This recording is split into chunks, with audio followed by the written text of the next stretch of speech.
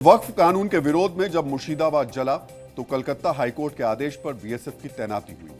आज इसी हिंसा का जिक्र सुप्रीम कोर्ट में भी हुआ। वक्फ कानून को लेकर सुप्रीम कोर्ट आज करीब 2 घंटे की उसने सुनवाई की। इस दौरान चीफ जस्टिस ने दिल्ली हाईकोर्ट पर वक्फ के दावे और बंगाल हिंसा का जिक्र किया।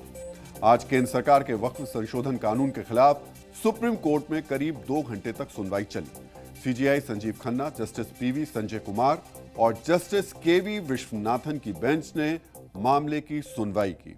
इस मामले में केंद्र सरकार की ओर से सॉलिसिटर जनरल तुषार मेहता ने पैरवी की। इस कानून के खिलाफ कपिल सिब्बल, राजीव धवन, अभिषेक मनु सिंघवी ने दलीलें दी। सुनवाई के दौरान सबसे ज्यादा वक्फ बाय यूजर कोर्ट ने पूछा कि 14वीं से 16वीं शताब्दी के बीच बनी ज्यादातर मस्जिदों के पास सेल डीड यानी उसके दस्तावेज नहीं होंगे तो उसका रजिस्ट्रेशन कैसे होगा।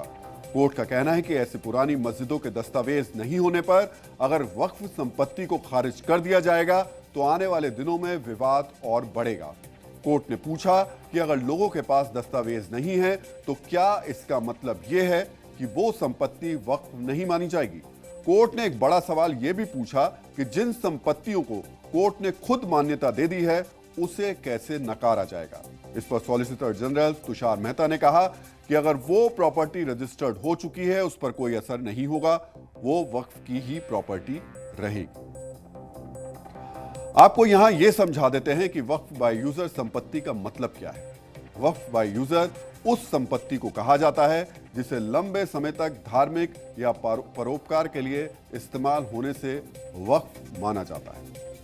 आज सुप्रीम कोर्ट में सुनवाई के दौरान अभिषेक मनु सिंघवी ने कोर्ट से कहा कि 8 लाख वक्फ संपत्तियों में से 4 लाख तो वक्फ के हाथों से निकल जाएंगी। इस पर चीफ जस्टिस ने जो कहा वो आपको आज थोड़ा ध्यान से सुनना चाहिए। चीफ जस्टिस ने आज कहा कि हमें बताया गया कि दिल्ली हाईकोर्ट वक्फ भूमि पर है। वक्फ कानून के विरोध में देश भर में हो रही हिंसा पर भी आज कोर्ट ने चिंता जताई। कोर्ट ने कहा कि जब मामला यहां चल रहा है तो ऐसा नहीं होना चाहिए था। कोर्ट ने केंद्र से पूछा क्या वह मुसलमानों को हिंदू धार्मिक ट्रस्टों में शामिल करने को तैयार है।